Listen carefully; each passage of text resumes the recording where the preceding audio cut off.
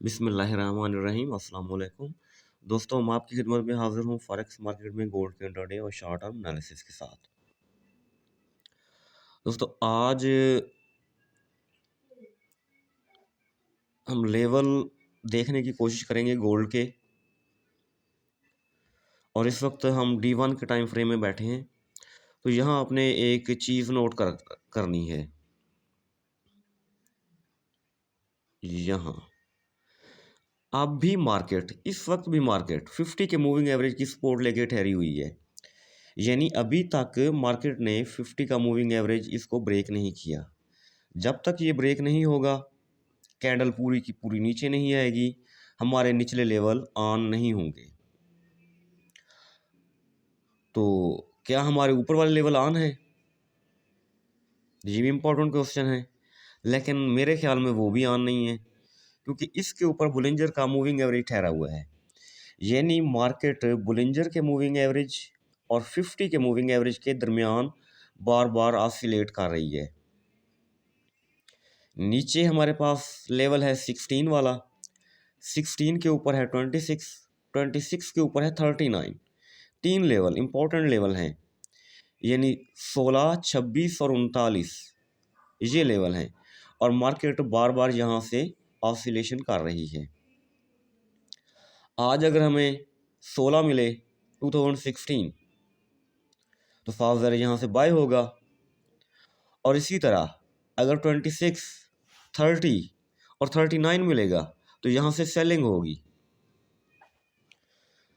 तो ओवरऑल अगर बात की जाए तो मार्केट किसी बिग न्यूज़ की मुंतज़िर है।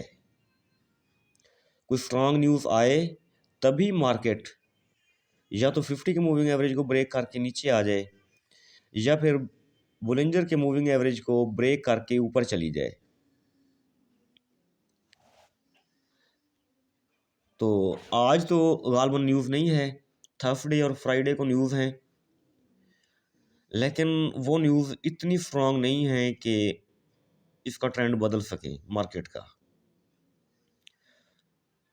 मार्केट का ओवरऑल ट्रेंड अगर देखा जाए, ओवरऑल ट्रेंड देखा जाए तो हम H4 में जाके देखते हैं।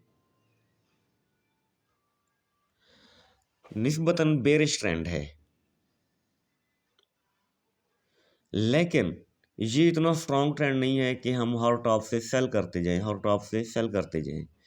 ये इतना स्ट्रॉन्ग ट्रेंड नहीं है, बल्कि मार्केट ऑसिलेशन करती है और एक हाई बनाती है, फिर उसको छोड़ देती है, फिर एक नया हाई बनाती है, फिर उसको भी छोड़ देती है। ये देखें, एक हाई बनाया लास्ट फ्राइडे 39 वाला, 32 बनाया, तो आज शायद 32 से भी नीचे रहे, थोड़ा 32 और 30 से भी थोड़ा नीचे रहे। तो जहाँ तक मुझे नज़र आ रहा है ये 26 तक आज जा सकती है मार्केट। ये H4 का टाइम फ्रेम है, इसमें हम देखने की कोशिश करेंगे। ये वो एरिया है जहाँ मार्केट बार बार ऑसिलेशन कर रही है। नीचे H4 में बुलिंजर का मूविंग एवरेज है, ऊपर 50 का और 2000 का मूविंग एवरेज है। मार्केट ऊपर जाती है, विक लगा के दोबारा नीचे आ जाती है, और जब नीचे आती है तो विक लगा के ब्रेक किए बगैर, विदाउट एनी ब्रेकिंग, यानी लेवल ब्रेक किए बगैर दोबारा अप चली जाती है। तो दूसरे अल्फाज में $10 फार्मूला जो होता है, ओपनिंग के बाद मार्केट $10 नीचे मूव बनाती है, उसके बाद $10 ऊपर मूव बनाती है। ये वाला फार्मूला अपनाया हुआ है। इसको कंसोलिडेशन फार्मूला भी कहते हैं, कि मार्केट कोई वाज़ेह ट्रेंड नहीं पकड़ती, बल्कि सिर्फ टाइम पूरा करती है। टोक्यो सेशन में $10 ऊपर चली गई और यूरोपियन सेशन में $10 नीचे आ गई, या फिर टोक्यो सेशन में $10 नीचे आई और यूरोपियन सेशन में $10 ऊपर चली गई। बस ये सिचुएशन रहती है। तो इसलिए लॉन्ग ट्रेड पकड़ना तो पॉसिबल नहीं है। हाँ, अलबत्ता स्कैल्पिंग की जा सकती है।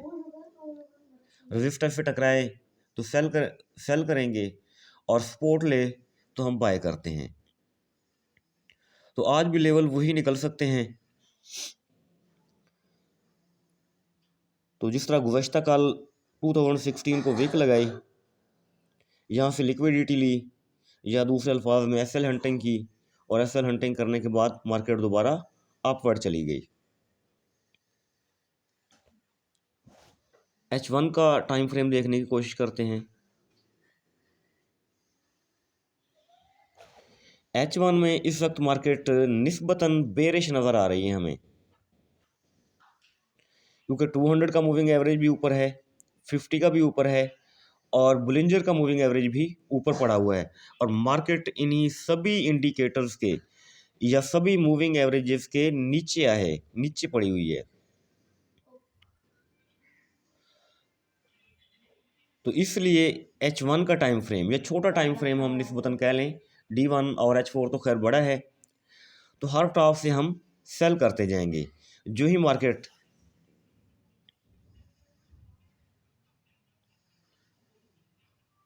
इस मूविंग एवरेज पे टकराए 50 के या बुलिंजर के,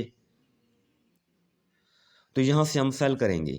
ये लेवल हमारे पास बनते हैं तकरीबन 23 बनते हैं, और थोड़ा हम इसमें गुंजाइश पैदा करेंगे, 26 कर लेंगे, क्योंकि एसएल हंटिंग भी होती है। जिस तरह कल हमने 20 से बाय किया था, तो मार्केट ने तकरीबन $4 नीचे विक लगाई थी।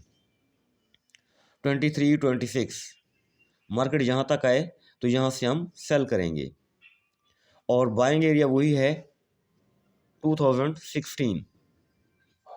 मार्केट जब यहाँ से टकराएगी तो यहाँ से हम बाय करेंगे।